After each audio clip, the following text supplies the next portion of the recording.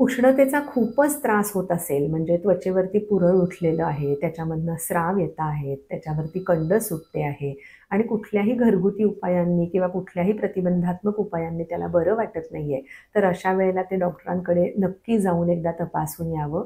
डोळे खूप लाल होत आहेत, अशा वेळेला डॉक्टरांकडे जाणं गरजेचं आहे. किंवा कधी-कधी असं बघायला मिळतं, की जे डायबेटिक पेशंट्स आहेत, म्हणजे मधुमेहाने त्रस्त पेशंट जे आहेत, त्यांनी योग्य ती काळजी त्वचेची घेणं खूप जास्त गरजेचं आहे.